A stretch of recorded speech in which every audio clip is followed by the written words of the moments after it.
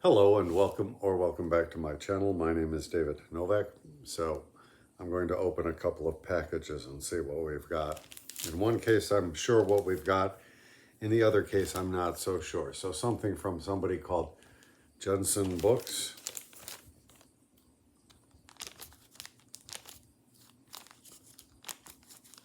The other package, I know what's in there. Oh, very small. I didn't expect this. Oh, okay. I remember ordering this. Whoa! A lot of white space on these pages. Everything. Aaron Haspel. Now, years and years ago, I'm going to guess, I don't know, back when people were blogging, Aaron Haspel had a very nice blog with a lot of community interaction, and he was very interesting and would say intelligent things. And at some point I saw that he put his stuff into a book of aphorisms. He was very good at making aphorisms, as I recall. Like I say, this has been a long time. And this book, when it came out, somehow I got wind of it, but it's been real pricey for the longest time.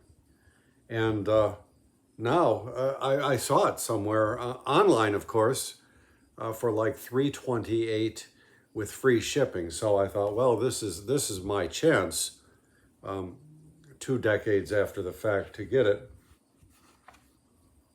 So you can see there's a lot of white space, but that's fine. I mean, for this kind of thing. Now, the first one here on page 114, I don't know what it means. Vox populi, vox bubuli. Vox populi, vox bubuli. I have no idea what that means. But let's go on with some more here. Revolutions spare nothing but the machinery of the state at which they are ostensibly directed.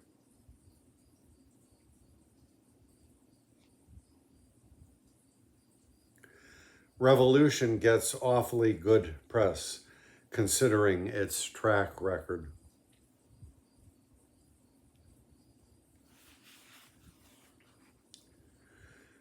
The less you are contradicted, the stupider you become.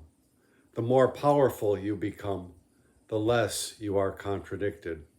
Interesting. I like that one. Let me just say that again. The less you are contradicted, the stupider you become. The more powerful you become, the less you are contradicted.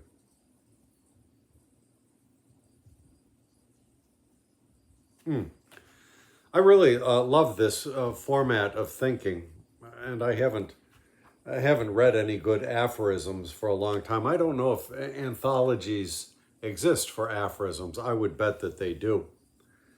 Maybe booktuber Steve Donahue could point the way to some of those. So even though there's lots of white pages, white space on the page, this is no worse than my book Against Holy War, which I featured a couple of days ago. A lot of white space there. And, oh, somebody starred one here. Look at this. The worst hangover is the morning after you finish a bad book. Interesting. I can't say if that's true or not, but I have to think about that. So this is very nice. Well, let me read Aaron Haspel's introduction. It was a diminishment of life when he stopped posting his blog, I have to say. This book began with the recognition that I was the sort of writer, or at least wanted to do the sort of writing, best tolerated a sentence or two at a time. Books should rarely be read straight through, and reading this one at a sitting would be like eating the whole pint of ice cream. The gerundive classification scheme reflects my view that thought must eventually manifest in action to be of any use. I don't mean the vaunted man of action, who merely executes the instructions of sedentary men, usually long dead, whose very names he often does not know. To provide the instructions is also to act. Aphorisms are often derided as trivial, yet most people rule their lives with 4 or 5 of them. The categories spill into each other as in life. No book has ever been too short, and this one is no exception. La Rochefoucauld, the greatest of all aphorists, published about 600, mostly forgettable. From this collection, I would have liked to remove the worst 10 if I could determine which they were. Then I could have removed the next worst 10 and the next until I had, instead of a book that is too long, no book at all. Among the dross some readers may find a few bits of gold, perhaps for each not the same few bits. So that's a fairly charming little introduction. I would like to see more by Aaron Haspel, to be sure. So let me go into the next one. The next one I knew was coming. This feels lighter than a feather. Well, I won't go into it. Here's the cutting. I think they might have a tab on this, but since I have the scissors handing, a pull tab of some sort. There it is. So how many pages is this? Oh my God, only 49 pages. Well, I've done a lot of videos about Claude McKay recently. So I've done some readings from his selected poems. Do I have it here?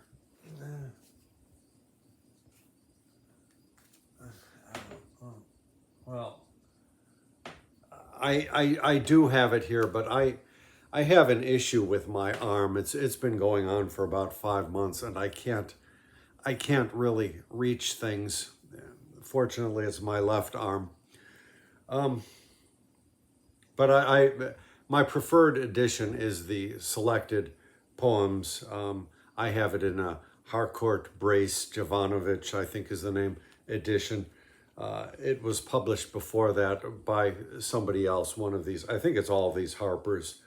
And it's really the best.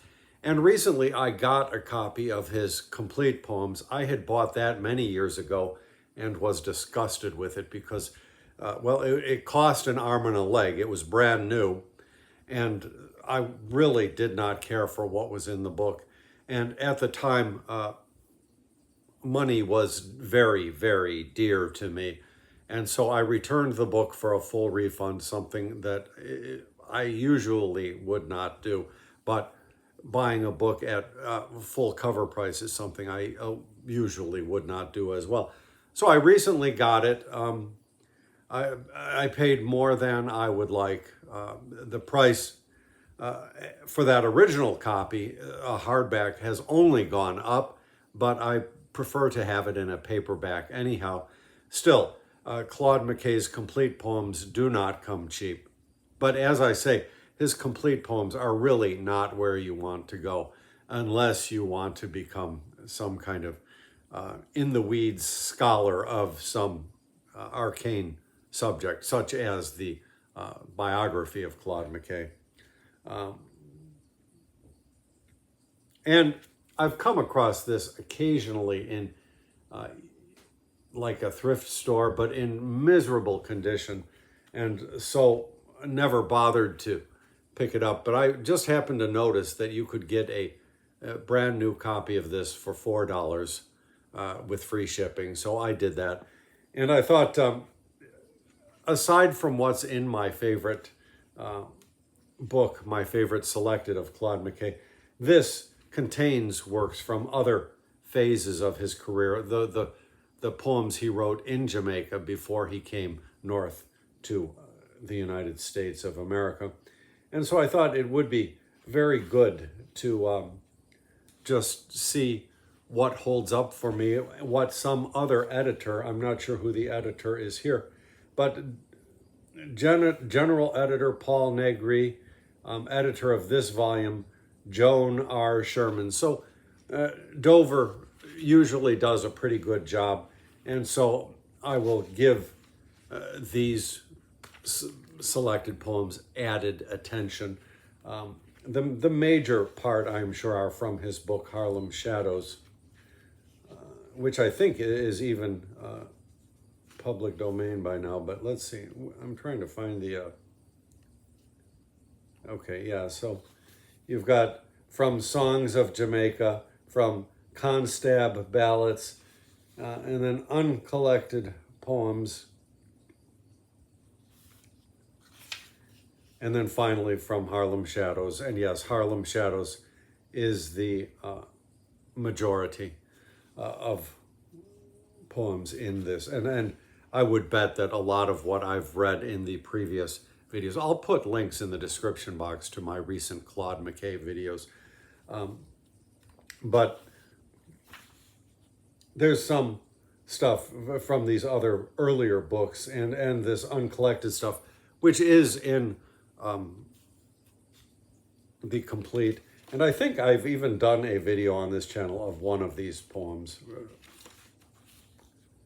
So I'll visit with these poems, and perhaps you may see another Claude McKay video coming soon. And as far as Aaron Haspel, well, I will do as he suggests and just dip into it occasionally and not read it from cover to cover. I would not want to eat the whole pint of ice cream, although, I mean, in my case, when such a thing has happened, it was the whole, I guess, gallon of ice cream. I don't know. That sort of thing is very unlikely to happen these days. Thank you for stopping by.